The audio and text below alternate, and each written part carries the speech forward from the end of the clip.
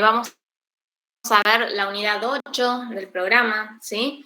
La unidad 8 trata sobre equilibrio general competitivo, fallas de mercado e intervención gubernamental. La bibliografía para esta unidad que tienen que consultar es, por un lado, el capítulo 15 del libro de Samuelson, donde está toda esta parte de equilibrio general competitivo, principalmente. Y después los capítulos 16 y 17 del libro de Parkin y Loría, donde van a encontrar el tema más ampliado de fallas de mercado e intervención gubernamental. Bien. Antes de arrancar, no sé si tienen alguna duda, algo que les haya quedado de clases anteriores, que quieran consultar. Lo de mientras voy a ir proyectando la presentación para el día de hoy.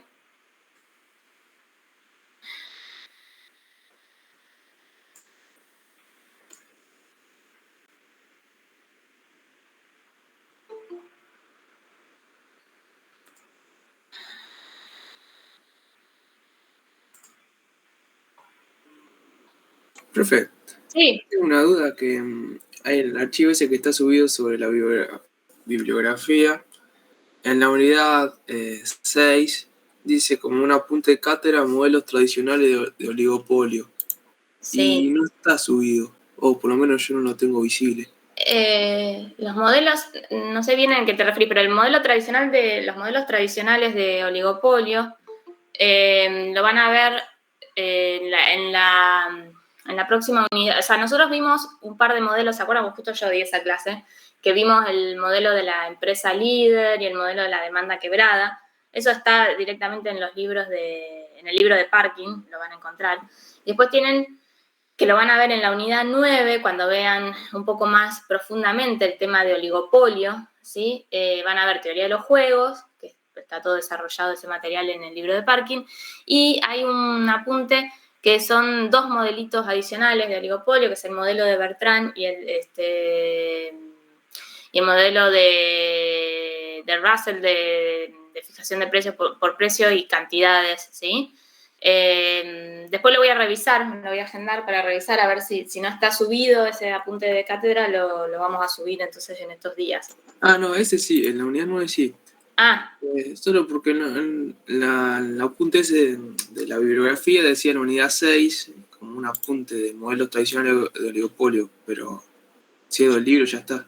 Sí, la unidad 6 es lo que yo di, que son los dos modelitos estos de la demanda quebrada y el modelo de la empresa líder. Lo que me estás haciendo acordar, que creo que la presentación, pues yo la modifiqué en relación a la del cuatrimestre pasado y en este año yo sí pude desarrollar esos dos modelitos, pero me parece que no los llegué a subir. Así que hoy apenas termine la clase me voy a fijar de subir el nuevo PowerPoint donde sí estuvimos viendo y revisando esos modelitos. Así que me voy a agendar eso. Para que les quede, igual, o sea, digamos, eso es lo que vimos en clase, pero en el libro los tienen bien desarrollados esos modelos, ¿sí? Bien, ¿alguna otra consulta? Bueno, avísenme, a ver, voy a poner el modelo pantalla completa. ¿Ven ahí mi presentación? Sí, profe. Buenísimo. Bueno, entonces hoy, como les decía, vamos a ver este tema que está en la unidad 8, ¿no? Que tiene que ver con la primera parte, la vamos a destinar a analizar un poco las condiciones y de qué se trata, ¿no? El equilibrio general en el modelo competitivo. Y después vamos a avanzar sobre qué son las fallas de mercado, ¿no? Cuando existen, ¿no? Y qué intervenciones, algunas de las intervenciones, porque en realidad ustedes en la unidad 2, ¿sí? Han visto una serie de medidas, ¿no? O, políticas, ¿no? Que se toman a través del Estado, que tiene que ver con la fijación de precios máximos, precios mínimos, los subsidios y los impuestos. Yo sé que todo eso ya lo han visto en la unidad 2, así que bueno, eso es parte, digamos, de la intervención gubernamental.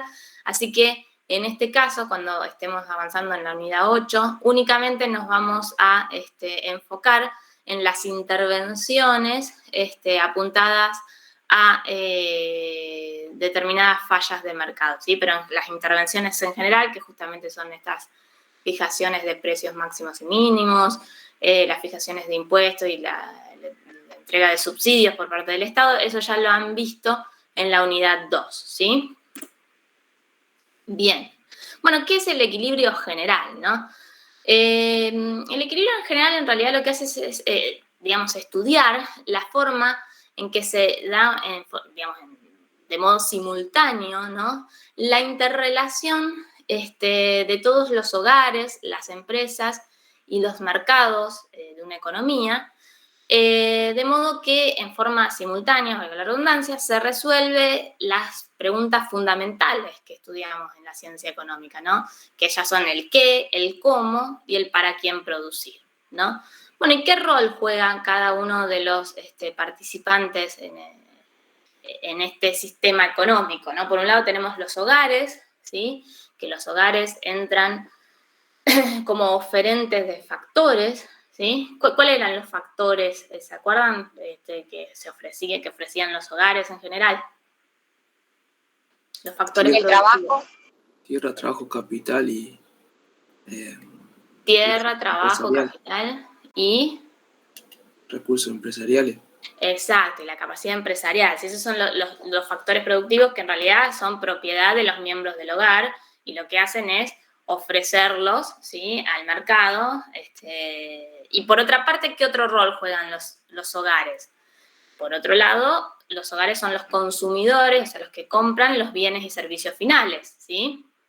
Entonces, digamos, sabemos, ¿no?, que ya hemos estudiado la teoría del consumo, van a ver un poquito más lo han visto en la unidad 7, el tema de los factores productivos, pero en general, dado el supuesto, ¿no?, de que trabajamos con agentes racionales, que es el supuesto un poco que guía todo el análisis de la economía neoclásica, sabemos que los agentes racionales en realidad, o sea, tienen una función objetivo, ¿no?, que buscan optimizar de algún modo, y en general esas optimizaciones surgen, digamos, tienen ciertas restricciones, ¿no?, que las limitan de algún modo.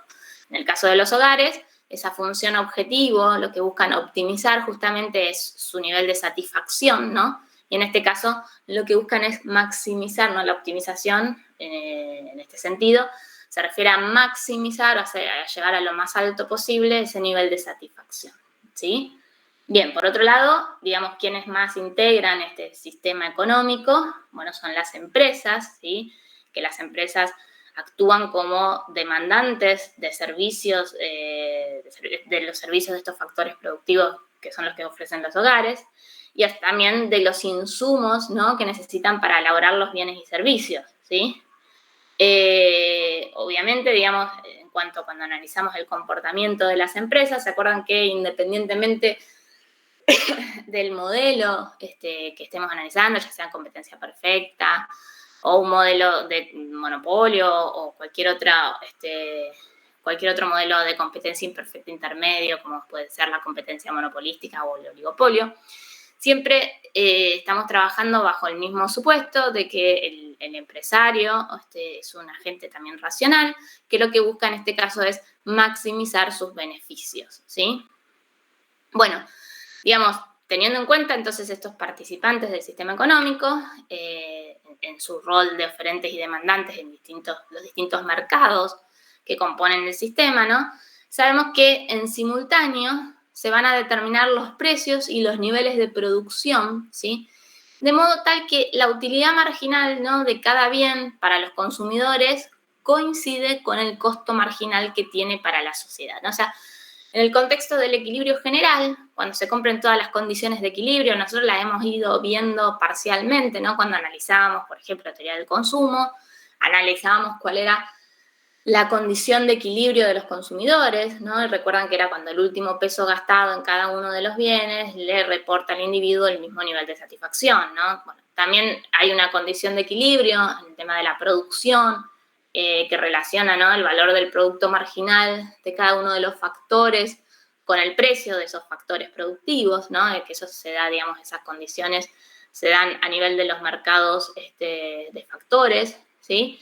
Por otro lado, las empresas, ¿no? También van a estar en equilibrio cuando el cociente de los costos marginal de producción de cada uno de los bienes coincide con el precio de esos bienes. Bueno, y cuando en simultáneo, y ahora vamos a ir viendo uno por uno esas condiciones, pero cuando en simultáneo se satisfacen todas esas condiciones de equilibrio, que tienen que ser, por supuesto, en modelos de competencia, ¿no? De competencia perfecta para todos estos mercados, diversos mercados que estamos analizando, se llega a esta situación del equilibrio general.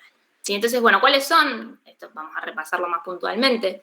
Las condiciones del equilibrio general competitivo. Dijimos, por un lado, que los que debían estar en equilibrio son los consumidores. Esto lo traemos de la unidad 3, ¿no? Y decíamos que los consumidores estaban de equilibrio, bueno, justamente cuando se cumplía el principio de equimarginalidad, ¿sí?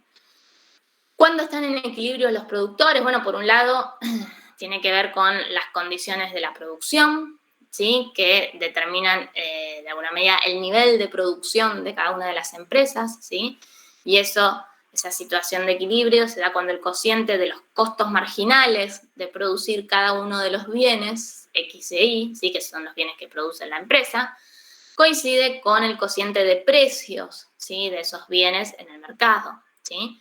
Por otro lado, a nivel de las empresas también se da la condición de equilibrio de los factores, que es esto que les mencionaba, que también lo han visto en la unidad 7, que en realidad lo que hace, a través de esa condición de equilibrio de los factores, se determina la demanda de cada uno de estos factores productivos, ¿sí?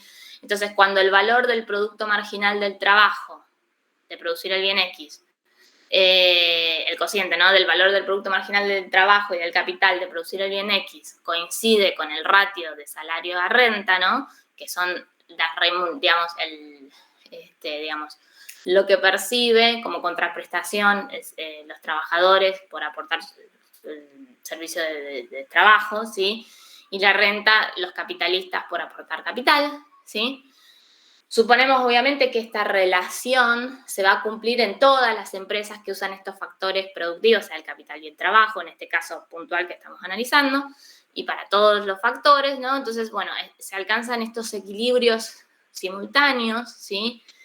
Tanto entre consumidores en el mercado de bienes finales, como entre productores en el mercado de factores y en el mercado también de bienes finales, ¿no? Entonces, la demanda, que por supuesto la demanda está basada en la utilidad marginal que le reporta a los individuos el consumo de cada uno de los bienes, ¿sí?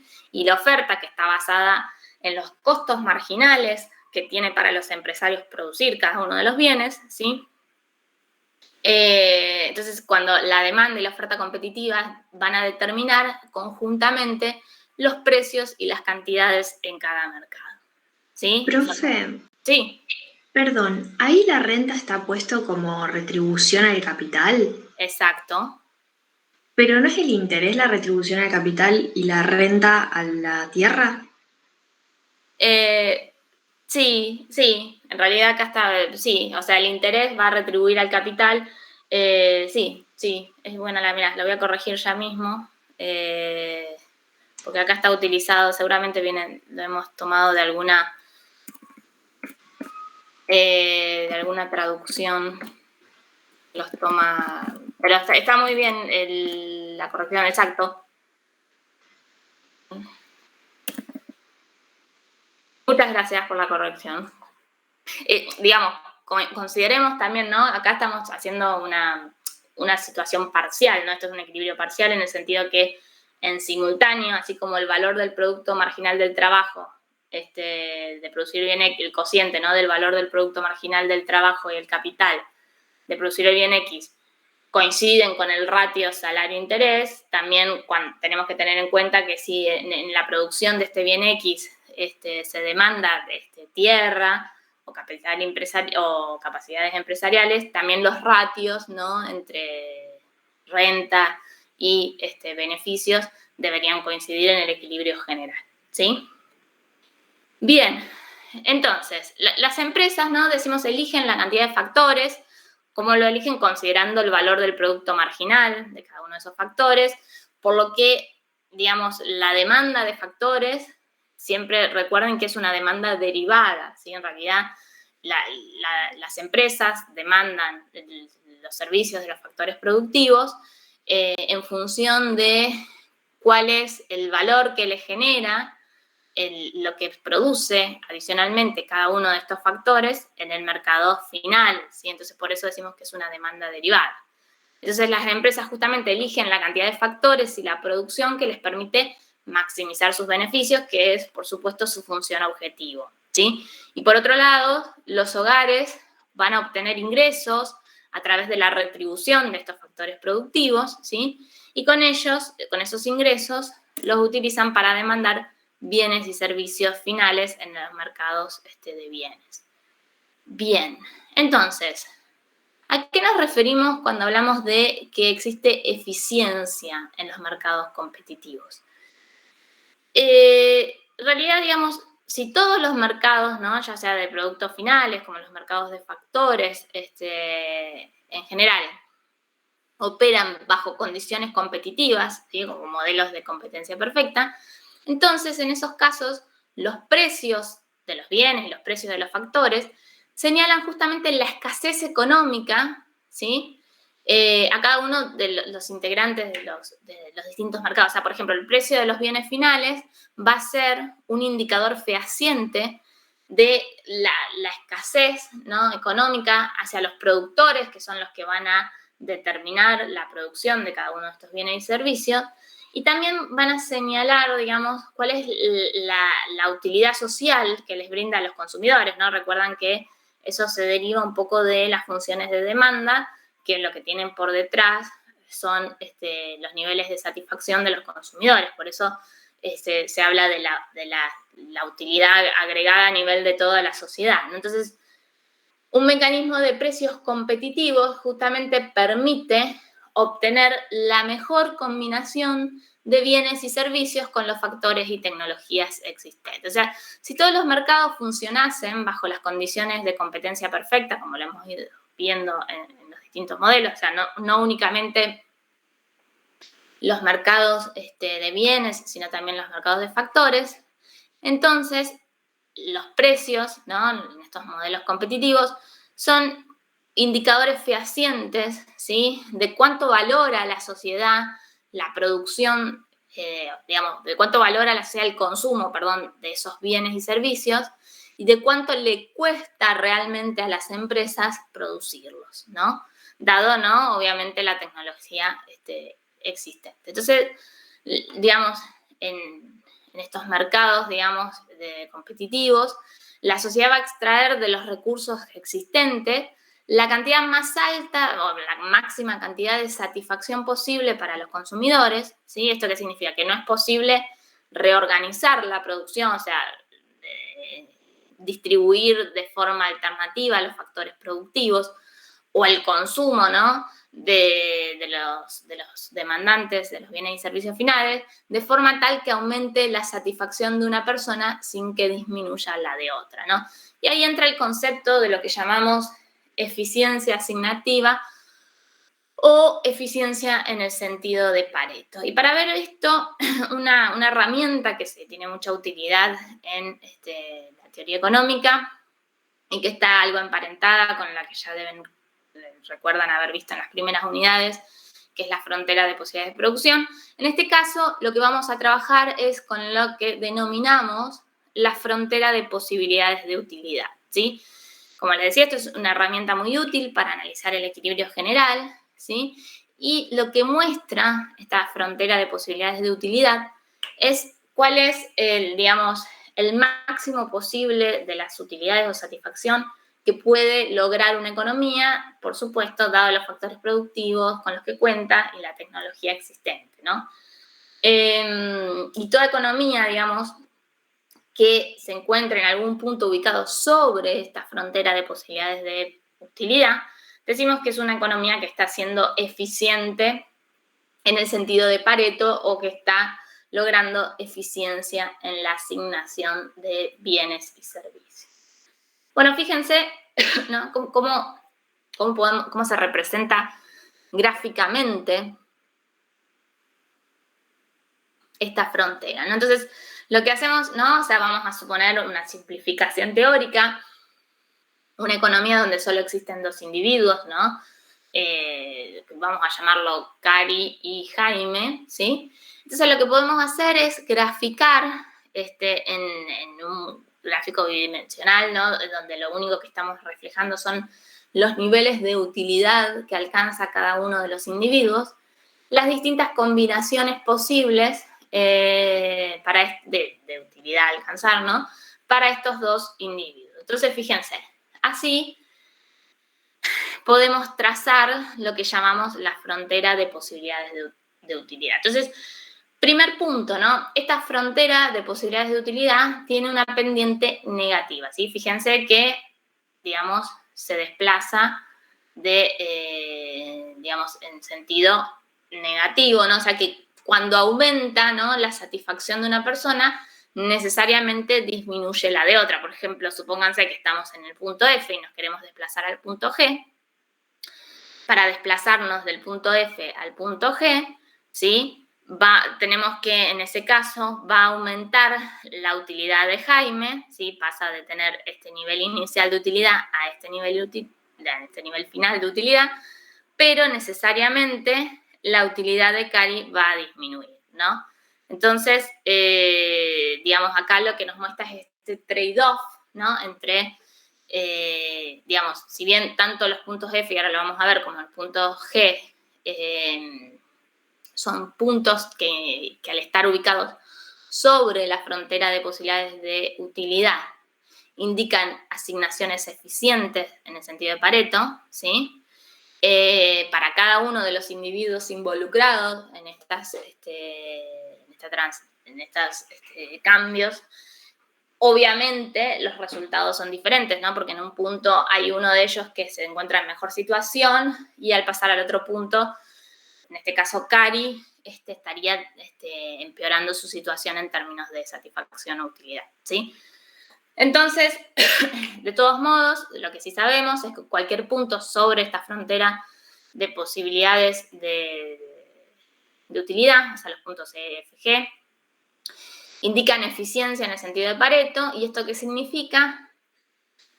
Que no se puede mejorar el bienestar de una persona sin disminuir el de la otra, ¿sí? Fíjense la diferencia, ¿no?, entre si analizamos cualquier punto que está sobre la frontera de posibilidades de utilidad y lo comparamos con un punto como por ejemplo el H o cualquier otro punto que se ubicase por debajo de la frontera de posibilidades de utilidad, ¿sí? En ese caso estaríamos ante una situación que llamamos ineficiente. ¿Por qué es ineficiente ubicarse en algún punto como el H? Simplemente porque, miren, o sea, supónganse, ¿no?, si estamos en el punto H, decimos que Jaime, ¿sí?, obtendría este nivel de utilidad, ¿sí?, y que Cari obtendría este nivel de utilidad. Entonces, si, por ejemplo, quisiéramos desplazarnos del punto H al punto F, ¿sí?, ¿por qué ahí hay una posibilidad de mejora? Porque sin cambiar la utilidad de Cari, ¿sí?, fíjense que si Cari mantiene el mismo nivel de utilidad que tenía en el punto H,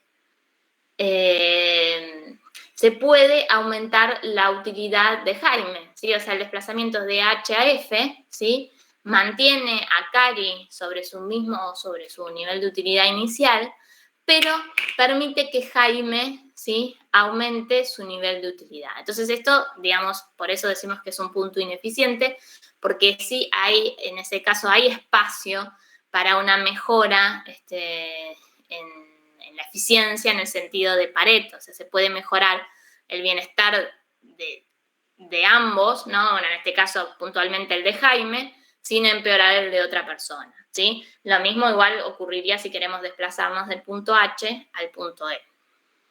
¿Qué pasaría en puntos, obviamente, que se encuentran por encima de la frontera de posibilidades de utilidad?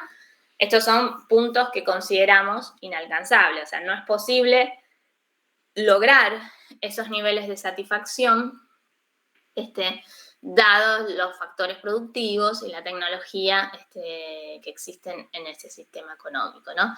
Y fíjense que también, bueno, una particularidad que tiene esta frontera de posibilidades de utilidad es que tiene características, digamos, no tiene una pendiente definida, sino que es más bien ondulante, ¿no? Lo que indica que en realidad la escala de medición de la utilidad de los individuos es arbitraria, ¿no? Porque acá recuerden que entramos al mundo donde si se puede medir cardinalmente el nivel de satisfacción o utilidad de los consumidores, ¿no? Pero entonces, digamos, al darle esta forma ondulante, vamos a decir, lo que estamos demostrando gráficamente es que en realidad, más allá de cuál es la unidad de medida precisa de estos niveles de satisfacción de los individuos que estamos analizando, que en general obviamente decimos que son arbitrarios, ¿no?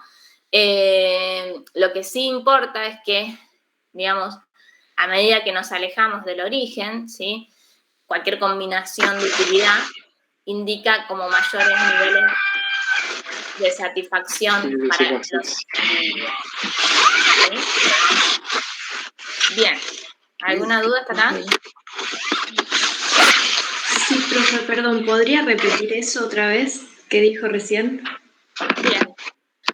Chicos, no sé a quién se le abrió el micrófono, por ahí que está haciendo interferencia. Ahí está, listo, pues me parece que por ahí no se escuchaba por eso. Gracias. Estamos acá. Les comentaba que... ¿Ahí se ve la presentación? Sí.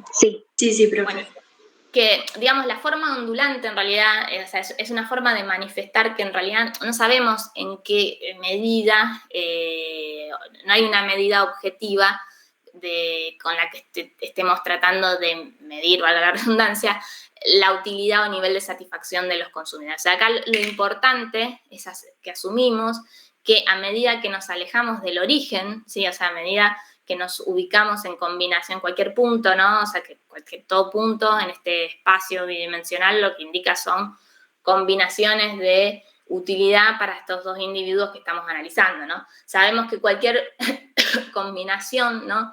Que esté cada vez más alejada del origen, lo que va a significar son mayores niveles de utilidad para ambos individuos, independientemente de la forma específica que tenga la función de utilidad, porque en realidad acá entramos con este problema que se acuerdan que habíamos visto un poco cuando estudiamos en la unidad 3 el tema de la teoría cardinalista de la utilidad, donde, bueno, un supuesto fuerte que usaba es como que si se pudiese medir objetivamente la utilidad, que después cuando pasábamos a la teoría ordinalista, decíamos que en realidad no hacía falta, digamos, trabajar sobre ese concepto que era un tanto irreal, sino que lo importante era poder ordenar cestas de bienes. Bueno, en este caso, digamos, el hecho de graficar en forma, digamos, ondulante la frontera de posibilidades de producción es una forma de manifestar que en realidad, digamos, la escala de medición de la utilidad es arbitraria, ¿sí? Pero que lo importante es que a medida que nos alejamos del origen, lo que estamos mostrando son combinaciones de utilidades de ambos individuos que son superiores o más preferidas, digamos, a nivel de bienestar, que implican un mayor bienestar social. Bienestar social considerado como el bienestar agregado de todos los miembros de esa sociedad. ¿Sí? ¿Se entiende? Sí, profe, gracias. Profe, otra Sí. pregunta. Si nos basamos entonces en esta frontera, nunca vamos a poder aumentar la satisfacción de los 12 individuos al mismo tiempo. O sea, siempre que aumente Sí la lo de uno va podríamos a hacer. disminuir. Perdón. Sí lo podríamos hacer si estamos en algún punto que se encuentre por debajo de la frontera. O sea, cuando estamos en algún punto por debajo de la frontera, ahí sí hay espacio, ¿sí? Para aumentar digamos, la satisfacción o el bienestar de ambos individuos en simultáneo, o por lo menos para aumentar el de uno sin disminuir el del otro, ¿sí? El tema es que cuando nos ubicamos sobre la frontera, o sea, cuando estamos analizando combinaciones eficientes, ¿no? Ahí sí ya entramos en lo que es la definición esta de asignaciones eficientes en el sentido paretiano, o sea, que en ese caso si nos queremos desplazar tomando como origen cualquier punto que se encuentre ubicado sobre las fronteras de posibilidades de utilidad, ahí necesariamente, como los puntos que están por encima de la frontera son inalcanzables, necesariamente nos tenemos que mover sobre la frontera y ahí, o sea, para aumentar el nivel de utilidad de un individuo necesariamente implica que el otro individuo deba de resignar nivel de bienestar, ¿sí?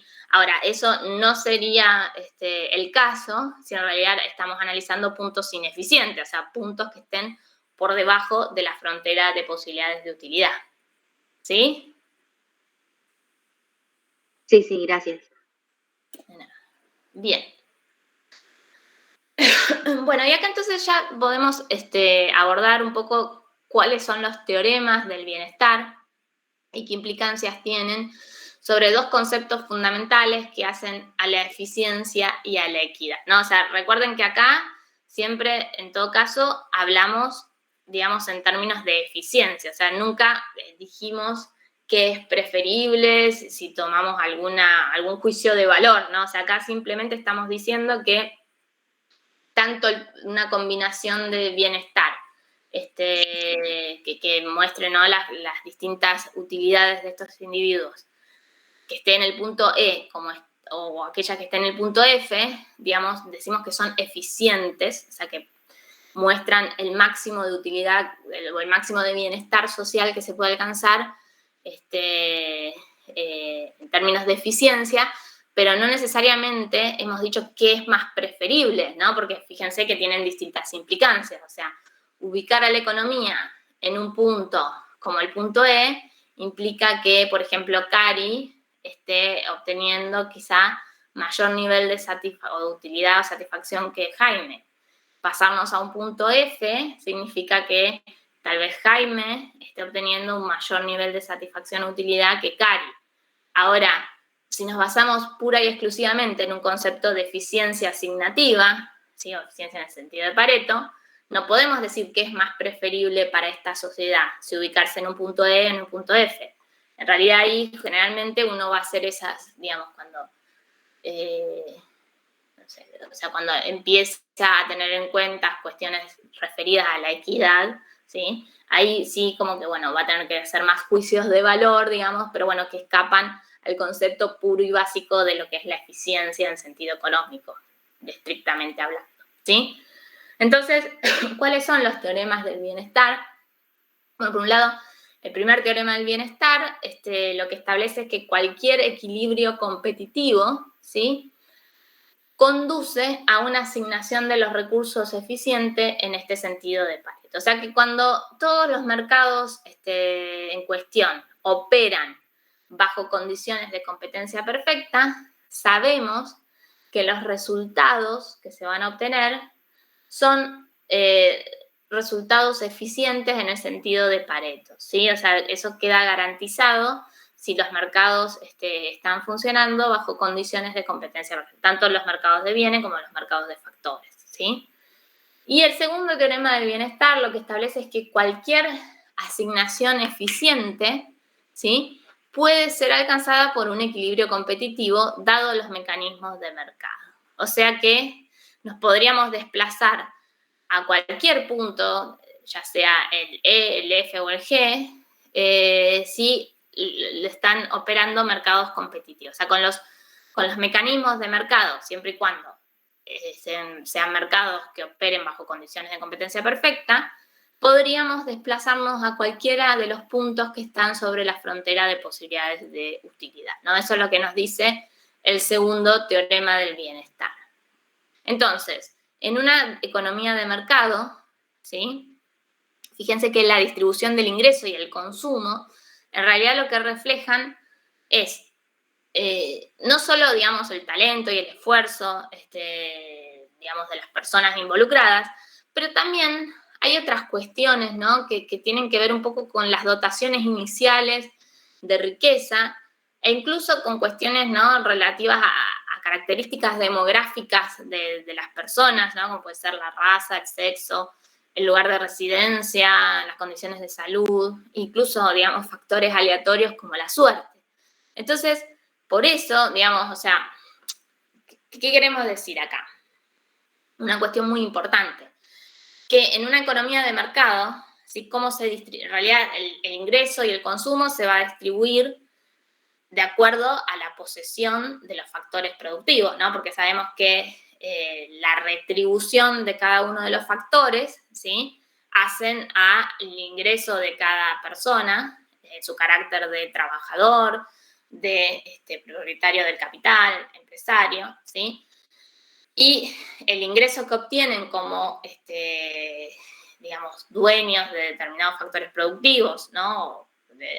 Sí, en general, eso los va a dotar de su capacidad de consumo, ¿sí? El tema es que en las economías de mercado, digamos, el hecho, digamos, la dotación inicial de factores, o sea, no depende únicamente de cuestiones meritocráticas, ¿no? O sea, del esfuerzo que uno pone, del talento, o sea, en parte por supuesto que sí, pero también entran a jugar otros factores que tienen que ver con cuestiones circunstanciales de las personas, que son circunstancias que los individuos no eligen, sino que muchas veces le vienen dadas. Por ejemplo, ¿no? O sea, fíjense, vamos a considerar el trabajo, ¿no? Como generador de ingresos. O sea, las personas en general, y está comprobado que los ingresos que obtienen en el mercado de trabajo dependen mucho del nivel de calificación o formación, ¿sí? Por supuesto que una persona con nivel universitario completo, en general, tiende a tener mayores salarios que una persona que haya alcanzado un nivel educativo más bajo, como por ejemplo podría ser un nivel primario completo, ¿sí? Entonces, digamos, si los mercados funcionasen perfectamente, de forma competitiva, sabemos que parte también de esos ingresos, ¿no? Tiene que ver con que quienes terminaron el nivel universitario es porque decidieron, digamos, esforzarse más y estudiar más tiempo que quienes hicieron el colegio primario, y por eso, de algún modo, dado el esfuerzo adicional que pusieron, ¿sí? Se justifica, digamos, que tengan ingresos más altos que quienes dedicaron menos tiempo a capacitarse. Ahora, ahí hay una cuestión, ¿no? O sea, en realidad, eso es suponiendo que la decisión de cuánto capacitarse o cuánto formarse fuera pura y exclusivamente una decisión que tuviese que ver con cuestiones que son, digamos, elegibles o voluntarias del individuo.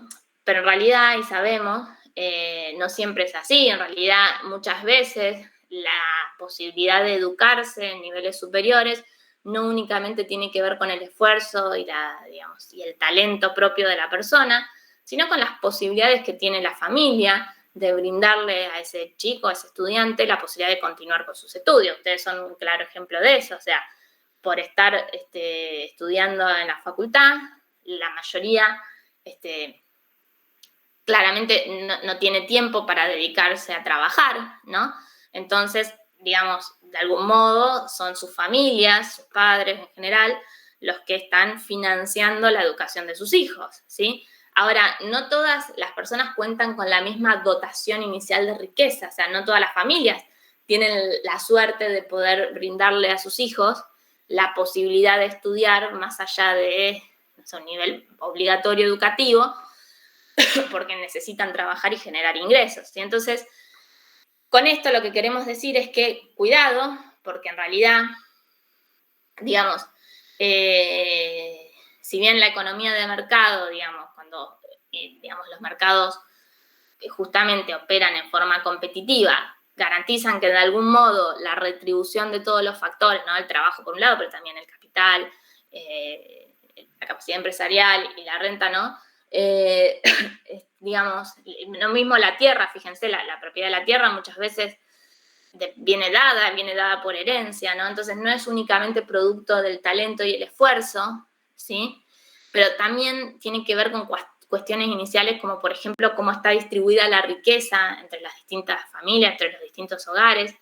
Incluso también hay problemas, por ejemplo, en el mercado laboral, está comprobado que hay segmentación de mercado, hay problemas de discriminación en el mercado. Entonces, cuestiones como la raza, el sexo, el lugar de origen, la capacidad en términos de salud y también factores aleatorios, ¿sí? También determinan un poco cómo está distribuido ese ingreso y no es pura y exclusivamente en función del mérito, del esfuerzo y el talento de las personas. Y entonces, de algún modo ahí surge, ¿no? La argumentación de por qué el Estado puede intervenir en los mercados, ¿no? En la economía en general, por estas cuestiones vinculadas más a la equidad, que no tiene que ver con eficiencia, porque, digamos, nosotros sabemos que si todos los mercados operan en forma competitiva, la distribución, ¿no? que se logra de estos recursos de la economía es eficiente en el sentido de Pareto, pero puede ser que dadas estas cuestiones, digamos, que trascienden, ¿no? El esfuerzo, el mérito y el talento, esas distribuciones que se obtienen, esos resultados finales, no necesariamente pueden ser equitativos, ¿no? Entonces, en esos casos, digamos, más allá que se puedan lograr resultados eficientes desde un punto de vista de la eficiencia asignativa, por cuestiones de equidad, ¿no? Que tiene que ver con estas cuestiones de dotación inicial de recursos y cuestiones demográficas en general, el Estado puede intervenir, ¿no? En la economía y puede tratar de incidir o alterar esa distribución, digamos, del ingreso para compensar, ¿no? estas diferencias en la dotación inicial de recursos o en las oportunidades, ¿no? de los distintos individuos de acuerdo a sus circunstancias. ¿Sí? ¿Alguna duda, comentario? Profe, ¿puede ser a través de una beca que ayude el Estado? Claro, ese es un claro ejemplo. Ahora vamos a ver, ¿no? un poco cuáles son las fallas de mercado. Una de ellas tiene que ver con las externalidades, ¿no? Y justamente la educación es en sí un bien que tiene muchas externalidades positivas. Entonces ahí hay como un desacople, ¿no? Entre lo que es el beneficio privado y el beneficio marginal social, y se produce como una subproducción de ese, o sea, digamos, si el mercado es dejado libremente actuar, digamos, los niveles de educación que se alcanza los individuos o la demanda de educación de los individuos a nivel privado es inferior al óptimo en sentido social, y justamente una de las formas en las que suele intervenir el Estado es, por ejemplo, dándole la posibilidad de becas a determinados alumnos, o podría incluso hasta subsidiar la oferta educativa, ¿no? Como por ejemplo la educación pública, también es otra forma de intervenir. Y ahora vamos a ver una serie de ejemplos relacionados a eso. Bien, ¿alguna otra duda? No, ninguna, profe. No. Buenísimo. Entonces, bueno, fíjense, ¿no? ¿Cuáles son los supuestos básicos del equilibrio general competitivo y a qué fallas de mercado pueden existir cuando se rompen algunos de esos supuestos de los mercados? O sea, nosotros sabemos que para alcanzar esos resultados, digamos, y acá hago otra disquisición. Acá vamos a volver siempre a centrarnos en un criterio de eficiencia, ¿sí? O sea, ese paréntesis que hicimos y hablamos de equidad, ¿sí? Por ahí tiene que ver más con cuestiones, o sea, que no necesariamente, o sea, los mercados pueden ser eficientes, o sea, que pueden cumplir todas estas condiciones y dar resultados eficientes, ¿sí? Pero aún así, el Estado puede decidir intervenir por cuestiones relativas a la equidad, ¿sí? Pero fíjense que lo que vamos a analizar ahora es qué pasa cuando en realidad no se cumplen algunas de estas condiciones necesarias, ¿sí? Que puede ser por la existencia de algunas de estas fallas. Y acá ya lo que estamos rompiendo, ¿no? O sea, es la condición de eficiencia. O sea, cuando se produce alguna falla de mercado, ¿sí? Que, digamos, impide el cumplimiento de los supuestos básicos del equilibrio general competitivo, lo que sucede es que los resultados obtenidos directamente son ineficientes, ¿no? Más allá de la equidad, o sea, acá los resultados no serían eficientes desde un punto de vista de la eficiencia asignativa. Después, también uno puede analizar intervenciones gubernamentales motivadas por la equidad y no necesariamente por la eficiencia. Pero acá lo que vamos a hacer otra vez foco es en qué pasa cuando ocurren fallas en los mercados, ¿sí? Y eso entonces repercute en que no exista, digamos, eficiencia en los resultados que se alcanzan. ¿Me siguen? Sí, profe. Bueno. Sí. Bueno, entonces, o sea, digamos, ¿cuáles son estos supuestos básicos del equilibrio general competitivo? Primero que tendría que haber competencia perfecta, ¿no? En todos los mercados involucrados. O sea, cuando se rompe ese supuesto, cuando existe algún tipo de competencia imperfecta. Ya vimos, puede haber algún monopolio en el mercado de consumo de algún bien, o también, digamos, en el mercado de factores, ¿no? O sea, o monopolio, o competencia monopolística, o algún oligopolio, digamos, cualquier forma de competencia imperfecta, ¿no? Sería una falla de mercado. Suponemos que en el equilibrio general competitivo no existen estos efectos externos, ¿sí? Mientras que una falla de mercado es que existan estas externalidades que ahora vamos a ver bien en detalle qué son. En un mercado general competitivo no hay bienes públicos, que después vamos a analizarlo lo que son, pero en realidad sabemos que suele haber muchos bienes que tienen esta característica de bien público, que ahora la vamos a analizar, lo mismo que también muchos recursos comunes, ¿sí? En los mercados, digamos, en el equilibrio general competitivo tiene que haber información perfecta, mientras que sabemos que en realidad surgen muchas situaciones donde la toma de decisiones se hace en contextos de incertidumbre. Esto lo van a analizar en profundidad. Tanto, ¿no? O sea, el tema de la información imperfecta como de la incertidumbre lo van a analizar ambos en la unidad 10, ¿no? ¿Qué pasa cuando existe incertidumbre, cuando no sé, digamos, cuando los resultados de una acción no son conocidos, sino que se hacen, digamos, tienen lugar en escenarios probabilísticos, ¿no? Digamos, y ahí entra un poco a jugar todo el análisis estadístico, ¿sí? Y la información asimétrica, que tiene que ver un poco con problemas de selección adversa o riesgo moral, que vamos a ver ahora de qué se trata. Bien, entonces, ¿cuáles son, ¿no? Esas fallas de mercado que lo que impiden es que se alcancen estos resultados eficientes desde un punto de vista de la eficiencia asignativa? ¿Y qué intervención, vamos a ver qué problemas provocan en general, y qué intervenciones asociadas traen aparejadas por parte del Estado, ¿no? En términos de cuál es el objetivo del Estado cuando interviene, cuando se produce alguna de estas fallas de mercado, y qué instrumentos utiliza para la intervención. Bien, entonces, decíamos que la existencia de externalidades son una falla de mercado. ¿Y qué son las externalidades? Bueno, las hay positivas y las hay negativas, ¿sí?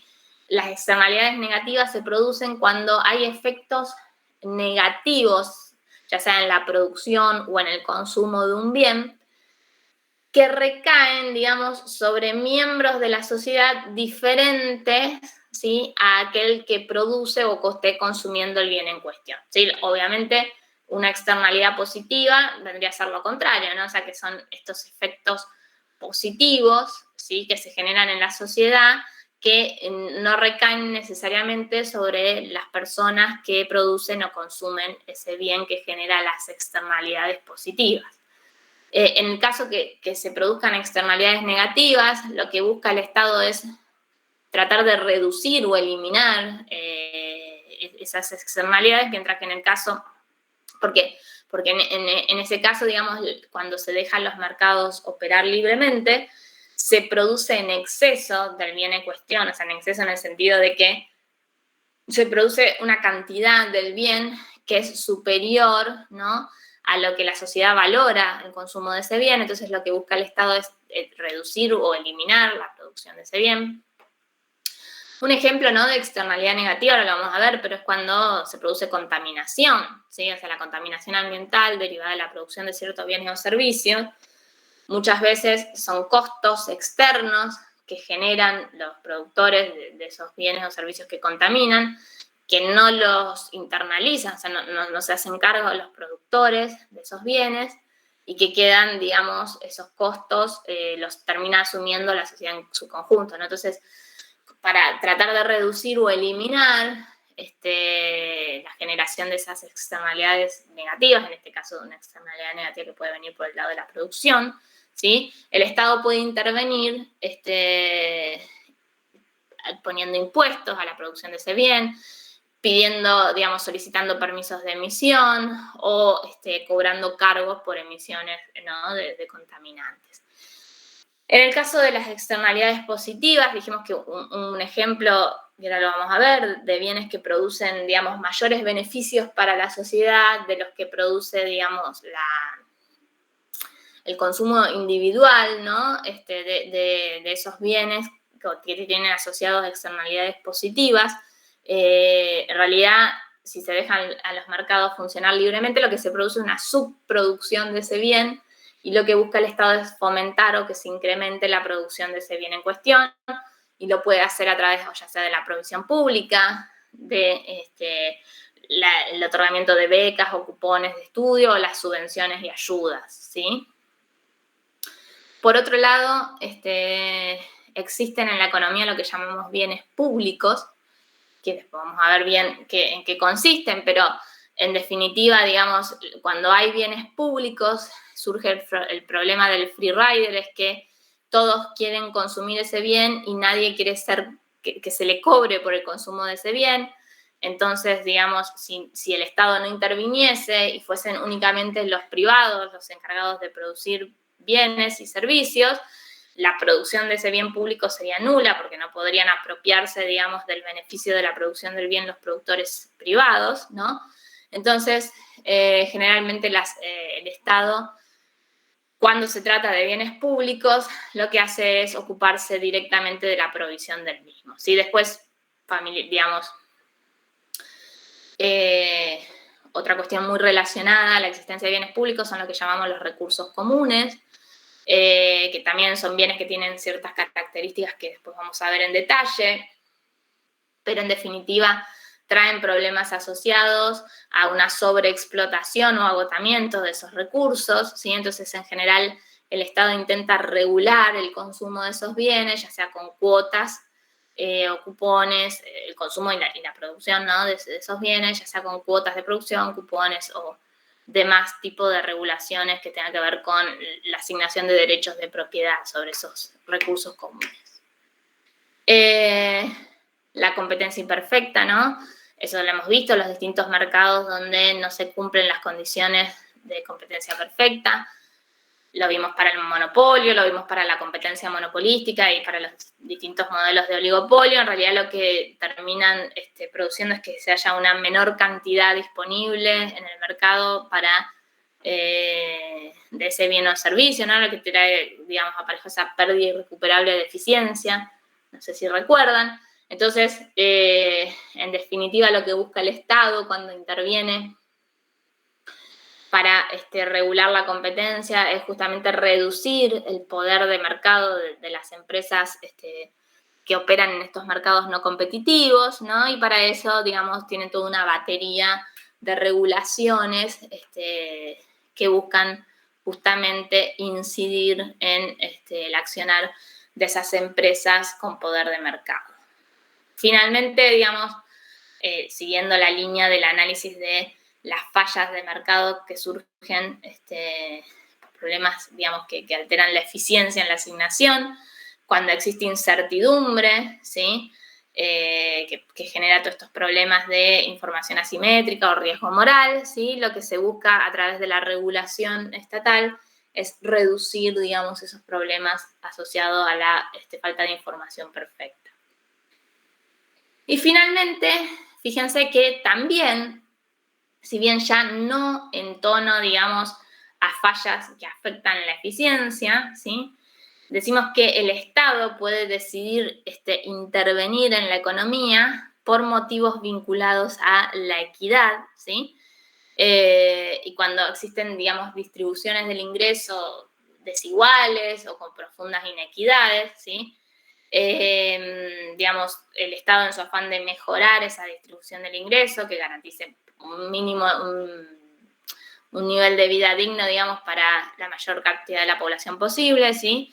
Puede también, entonces, influir sobre la economía, ya sea a través de la aplicación de impuestos, subsidios o la provisión de programas sociales, ¿sí? Bien.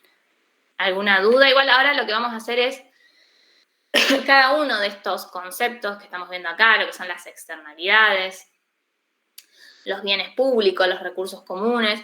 Bueno, no la competencia imperfecta porque eso lo analizamos en cada una de las unidades que estuvimos viendo hasta el momento, o sea que esto no vamos a volver sobre esto porque ya lo hemos visto en detalle. Y el tema de la incertidumbre lo van a ver en la unidad 10, ¿sí? Pero, digamos, lo que vamos a enfocarnos en el resto de la clase de hoy es ver justamente qué son estas fallas de mercado específicas que llamamos externalidades, bienes públicos y recursos públicos, ¿sí? El tema de la distribución del ingreso, obviamente lo vamos a dejar para, digamos, para que ustedes lo vean en general en otras materias, ¿no? Pero bueno, es importante traer acá a colación de que el Estado puede decidir intervenir en la economía, no únicamente por cuestiones relativas a tratar de incrementar la eficiencia, ¿sí? En la asignación de recursos, sino también, por supuesto, por cuestiones vinculadas a problemas de equidad, ¿sí? Profe, Sí. nosotros como país tenemos bastante intervención del Estado por todo lo que venía diciendo.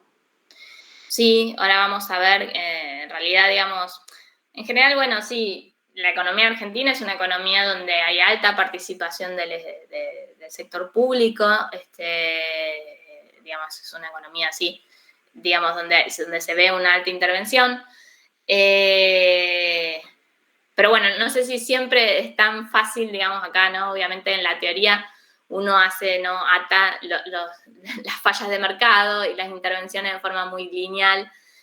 Quizá, digamos, cuando uno hace un análisis más complejo, ¿no? A nivel de la realidad, no es tan directa ver esa asociación de entender, ¿no? Porque también, obviamente, hay imperfecciones en todas las regulaciones y quizá lo que motiven, ¿no? La existencia de muchas regulaciones sean problemas genuinos, pero la forma en que se implementan posteriormente las medidas muchas veces no siempre contribuyen a resolver el problema que en teoría buscan atacar. Y también hay motivaciones políticas, ¿no? O sea, tampoco seamos ingenuos, ¿no? Digamos, o sea, no es únicamente que la intervención del gobierno tiene que ver con resolver problemas de eficiencia o apuntar a temas de equidad, sino que muchas veces hay otras motivaciones que exceden por ahí lo que podemos ver en este cuadrito sinóptico, ¿sí? Profe, ¿y existe un tope en las intervenciones del Estado?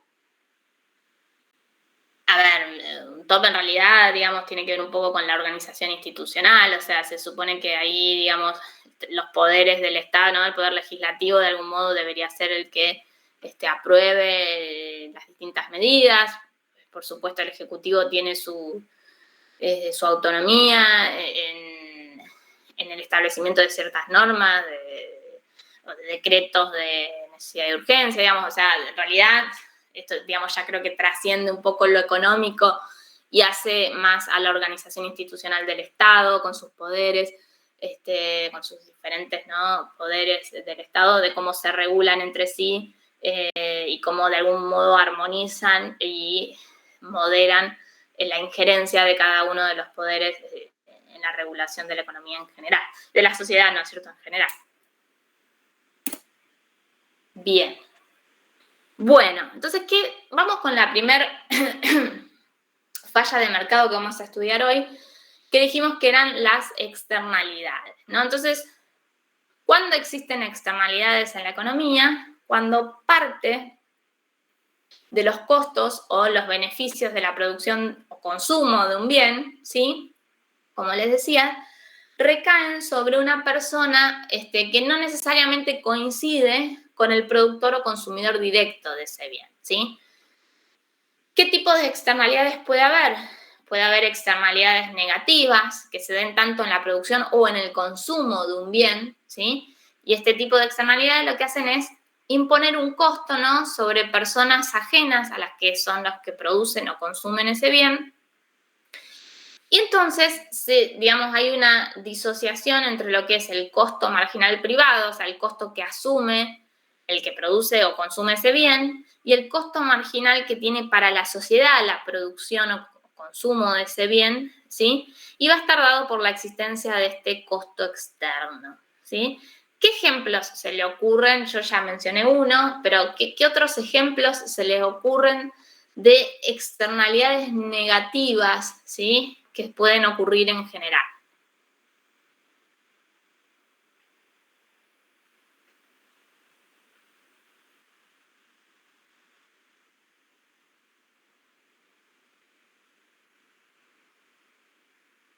Yo creo, profe, que el más común es el lado de la contaminación, o sea, toda empresa, desde el momento que consume o emana dióxido de carbono o tira, por ejemplo, residuos al río, al mar, a lo que sea, y de esa manera, Sí. yo creo que se podría pensar que si invirtieran más, podrían contaminar menos, y si no invierten ese dinero en contaminar menos, lo pagamos todos como sociedad.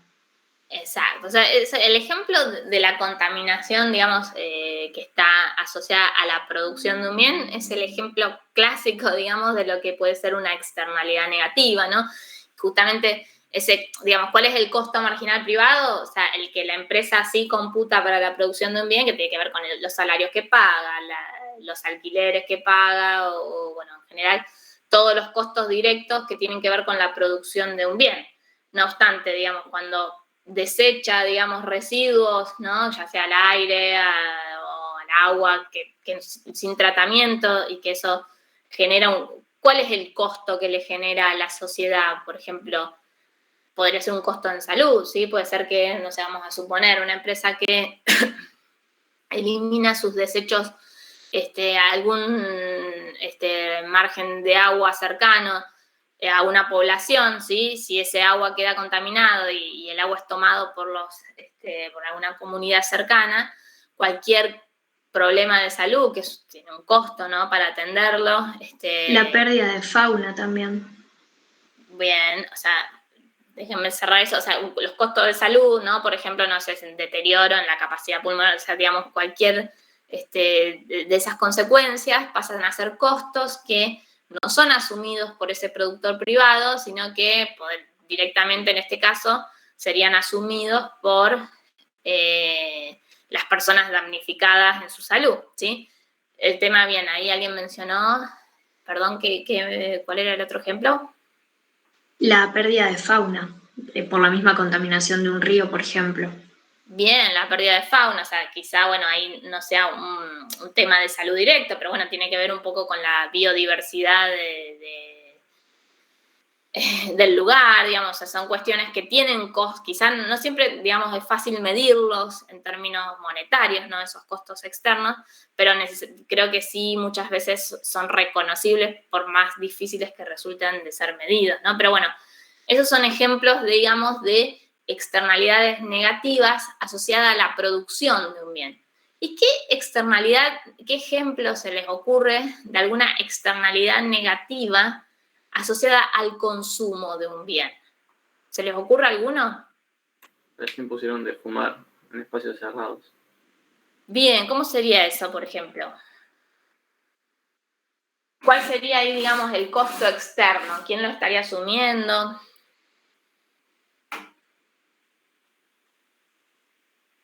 La persona que, por ejemplo, no fuma y está en ese mismo espacio. Exacto, o sea, el fumador, o sea, por consumir cigarrillos, ¿sí?, estará dispuesto a asumir el costo que pueda tener en su salud, el perjuicio por fumar, pero a su vez, o sea, el exhalar ese humo del cigarrillo a otros que están alrededor que no eligen fumar, pero que, digamos, en forma deliberada, digamos, inhalan ese humo proveniente del fumador, están asumiendo un costo, ¿no?, que, por supuesto, no es asumido por el fumador directo, ¿no? Entonces ahí también se produce como una disociación entre lo que es el costo marginal social, o sea, el costo marginal social es el costo que tiene para el privado, ¿no? Y también sumado el costo ese externo que no necesariamente se hace cargo el privado. En este caso, de una externalidad negativa en el consumo, un ejemplo bien podría ser, entonces, es el consumo, por ejemplo, de cigarrillos, ¿sí? Bien. Ahora, por el otro lado, así como existen externalidades negativas, también existen, ¿no?, lo que llamamos externalidades positivas, que están también, puede estar asociada a la producción o consumo de un bien, y estas se generan cuando se proporciona, digamos, un beneficio adicional que no es apropiado por el productor o consumidor directo de ese bien, sino que queda, digamos, que es asumido, digamos, o en este caso es lo recoge, digamos, alguna persona, algún tercero, ¿sí? Entonces, cuando surgen estos beneficios externos, por supuesto, deja de coincidir el beneficio marginal social, o sea, el beneficio que tiene para toda la sociedad la producción o consumo de ese bien, con el beneficio que pueden apropiarse los privados, porque hay una parte de beneficio que queda pululando ahí para otras personas que no necesariamente tienen que ver o están directamente relacionadas con el productor o consumidor directo de ese bien. Acá, ¿qué ejemplos se les ocurre de bienes que pueden tener asociados a su producción o consumo este tipo de externalidades? Profe, la ley de etiquetado frontal puede ser una opción. La ley de... Etiquetado frontal, que salió hace poco. Sí, ayer la aprobaron. A ver, ahí yo creo que en realidad, fíjense, ¿no? ¿Qué problema? O sea, es un problema de externalidad. Ahí claramente, digamos, esa ley está apuntando a resolver una falla de mercado. ¿Pero a ustedes se les ocurre que tiene que ver con externalidades? ¿O qué otro tipo de falla de mercado? Si quieren, volvemos al cuadro anterior, a ver si las pueden asociar quizás a otra falla. Con la competencia imperfecta, quizás. Claro, la información que no es transparente. Bien, en realidad tiene más que ver con problemas de asimetrías en la información, ¿sí? O sea, ahí, digamos, los productores, o sea, cuentan con información donde se sabe exactamente los contenidos de cada uno de no sé, los nutrientes y demás compuestos de los alimentos, pero el consumidor, o sea, desconoce, ¿sí? Quizá, o sea, por más que uno vea la tabla no nutricional, no está en capacidad de percibir si digamos, la ingesta de esos alimentos estaría excediendo algún límite razonable por cuestiones de salud. Entonces, lo que viene a tratar de resolver la reciente medida que se sancionó por diputados ayer es justamente tratar de reducir este problema de asimetría de información, donde los productores manejan mayor cantidad, digamos, de datos que los consumidores que en algún punto desconocen, digamos, si los alimentos exceden algún tipo de límite en alguna de las cuestiones que son importantes para la salud, ¿sí? Entonces, la ley esta del etiquetado frontal, de algún modo lo que estaría tratando de regular son los problemas de asimetrías de información, ¿sí? Pero bueno, entonces, volviendo al tema de externalidades, ¿sí? ¿Qué ejemplos se les ocurren de bienes que tienen asociado a su producción o consumo externalidades positivas? El descubrimiento de la vacuna, por ejemplo, se puede relacionar con los dos para mí. Porque sería positivo para todos los que descubrieron, digamos, la vacuna, la fórmula, el beneficio para la sociedad, pero también los que la consumimos. Bueno, para fomentarla siempre se dijo que hay que hacerlo más que nada por la gente de riesgo, porque colaborás a la inmunización, digamos. Exacto. Sí, en realidad, para ser un poquito más finos, o sea, las vacunas son claramente tipos de bienes que tienen asociados externalidades positivas, ¿sí? Pero no hablemos del descubrimiento, que eso tiene que ver un poco las farmacéuticas, digamos. Vamos a pensarnos a todos nosotros como consumidores, ¿no? O sea, si yo decido vacunarme, ¿sí? Ya sea, bueno, en este caso creo que el ejemplo que se va a llevar toda la atención, dado el contexto, es la vacuna contra el COVID, ¿no? Cualquiera de nosotros que decida vacunarse, por supuesto, lo que está evaluando en su cabeza, en principio, pues un beneficio marginal privado. O sea, bueno, si yo me vacuno para prevenir, o en caso de que me enferme, tratar de que los efectos de esa enfermedad sobre mi organismo sean lo menos cruentos posible, ¿no? Entonces, cuando uno se vacuna, en general, ¿no? Para la vacuna contra el COVID o todas las vacunas que existen en el mundo, de algún modo lo que hace en principio es pensar en su propia salud, en los beneficios directos para su propia salud.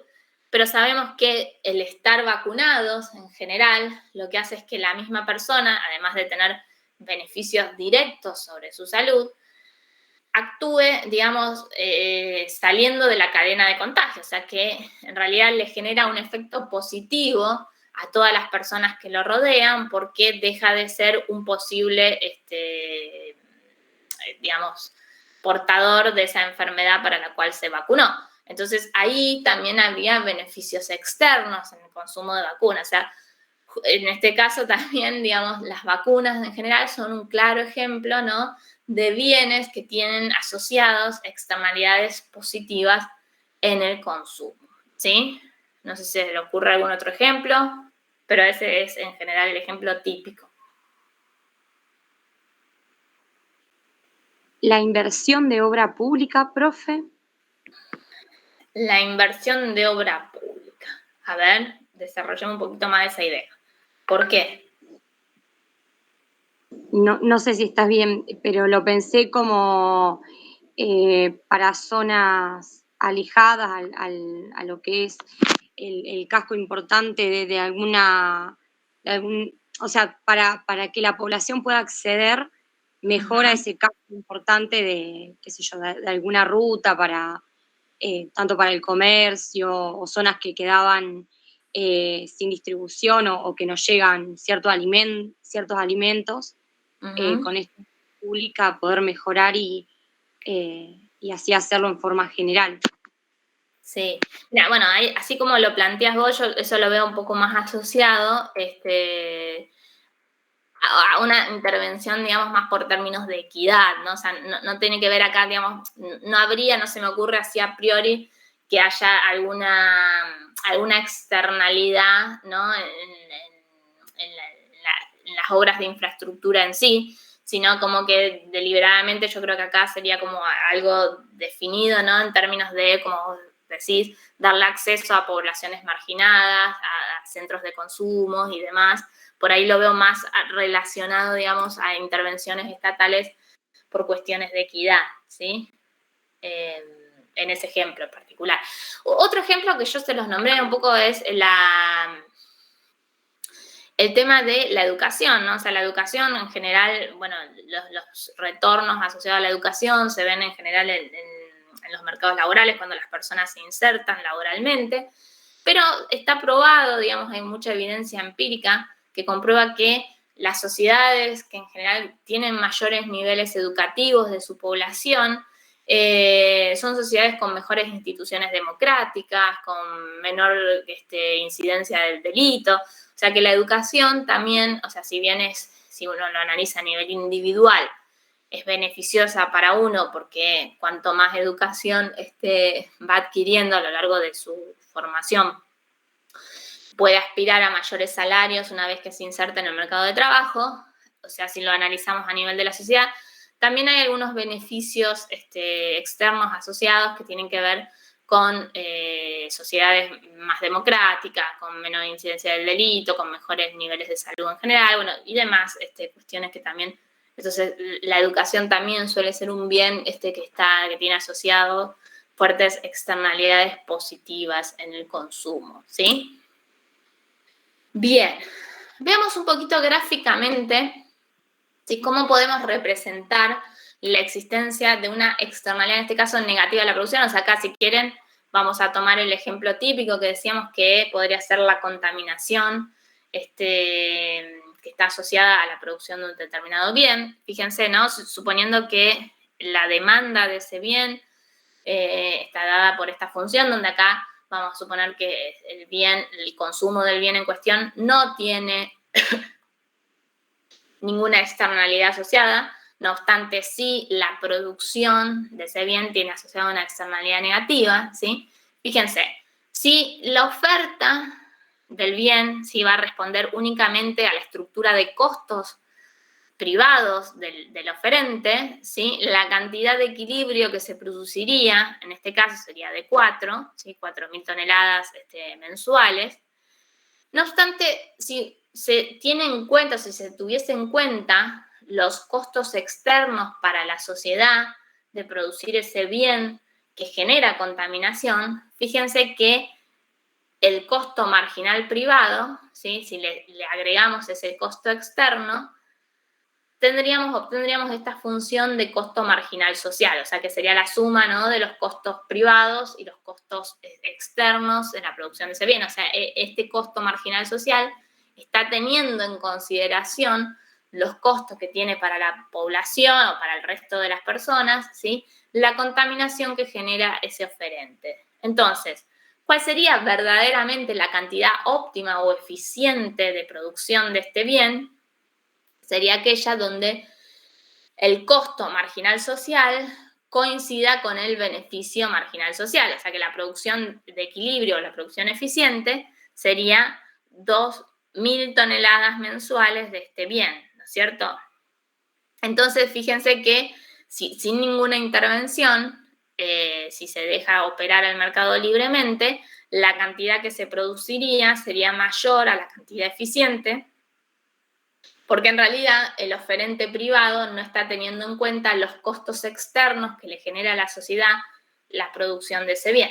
Entonces, todo este área, ¿sí?, sombreada en gris, lo que nos está indicando justamente es una pérdida irrecuperable de eficiencia a nivel de la sociedad, porque este bien en cuestión tiene asociado, digamos, un costo externo, ¿sí?, que no es internalizado por el oferente. Entonces hay una sobreproducción de este bien que genera contaminación, ¿no? Entonces, digamos, la pérdida de eficiencia la podemos remarcar aquí en gris, como justamente, digamos, lo que se genera por una sobreproducción de ese bien, ¿sí?, que tiene asociado costos externos, siempre y cuando no haya intervención del mercado, del Estado, perdón.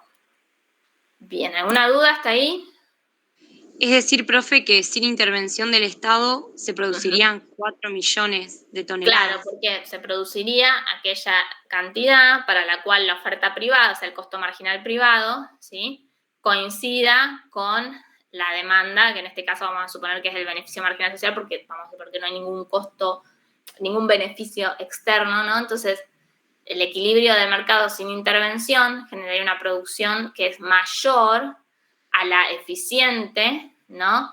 Que la producción eficiente en realidad es la que tiene en cuenta no solo los costos privados, sino digamos, el costo adicional que le genera a la sociedad la producción de ese bien, y da por resultado el costo marginal social, ¿no? Y esa producción eficiente sería en realidad de 2.000 toneladas por mes y no de 4, ¿sí? Profe, y para que esté en el equilibrio, sí o sí vuelve al equilibrio, digamos, con la intervención del Estado. No hay otra forma que...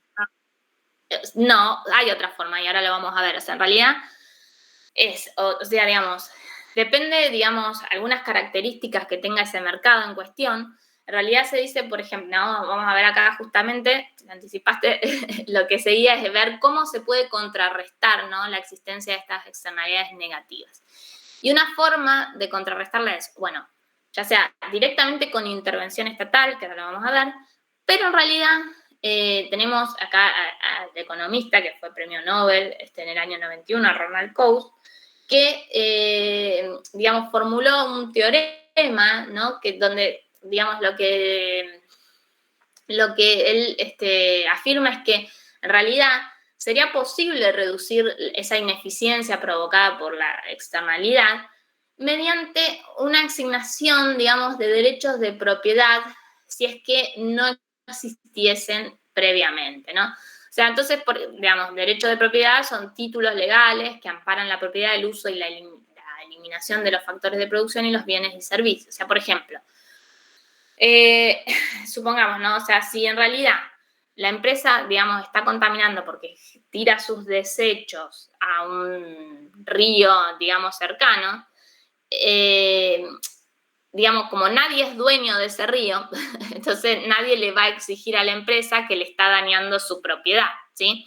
Ahora, si en realidad, vamos a hacer un ejemplo teórico, obviamente los ríos, o sea, no son sujetos de derechos que puedan asignarse en el mercado, pero bueno, suponiendo que fuese ese el caso, si hubiese algún propietario, alguien que tuviese el derecho de propiedad de ese río, y pudiera ir a exigirle a la empresa que le está dañando su propiedad, entonces, y cobrarle, ¿no?, el daño que le produce, entonces la empresa automáticamente estaría internalizando, ¿sí?, ese costo externo que le generaría al dueño del río, ¿no? Y ya su función de costo, cuando tiene en cuenta ese daño que tiene que pagar, se trasladaría y no sería más la función de costo original, sino que ahora tendría en cuenta ese costo externo, ¿sí? Ahora, ¿qué condiciones se tienen que dar para que el teorema de Coase sea, digamos, aplicable, ¿no? Entonces,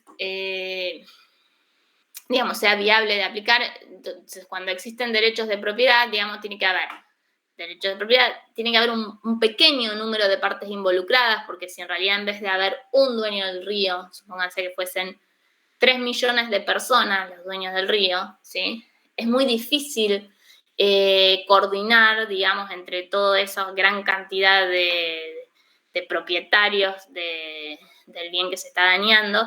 Entonces, como es difícil la coordinación, es difícil que le puedan hacer un reclamo al que está generando el daño, ¿no? Entonces, para que se cumpla, digamos, la corrección, digamos, de esta externalidad negativa, a través de la distribución de derechos de propiedad, lo que también se tendría que dar es que sea un pequeño el número de las partes, baja la cantidad de partes involucradas, que los costos de transacción sean bajos, o sea, que no tenga costos asociados por hacer el reclamo muy elevados, porque si no, como que pierde efectividad, o sea, como que se pierden los incentivos de los damnificados para hacer esos reclamos, ¿sí? Pero si se cumplieran esas cosas, que digamos que existen los derechos de propiedad, que son, digamos, no numerosas las partes involucradas y que los costos de transacción por hacer los reclamos son bajos, entonces, asignando, digamos, derechos de propiedad, se podría lograr un resultado eficiente, digamos, sin la intervención del Estado. En ese caso no habría externalidades, digamos, ya que las partes intervinientes en la transacción van a tomar en cuenta todos los costos y beneficios, ¿sí? Entonces no resulta relevante quién posea los derechos, sino que la cantidad producida finalmente sería la eficiente, ¿sí? Pero bueno, digamos, fíjense que, digamos, tendría que darse todas estas condiciones para que el mercado pudiese resolver las ineficiencias que se generan por la existencia de externalidades en forma, sin ninguna intervención adicional del Estado, ¿sí?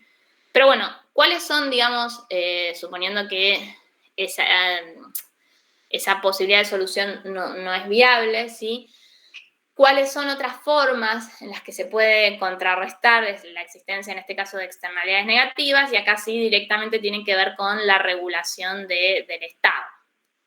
Bien, ¿cómo puede regular el Estado, digamos, de modo tal de lograr que no se dé esa sobreproducción del bien en cuestión, ¿sí? Y que en cambio se logre producir únicamente los niveles eficientes, de acuerdo a considerar los costos totales y no únicamente los costos privados de la producción de un bien que tiene asociado externalidades negativas en la producción?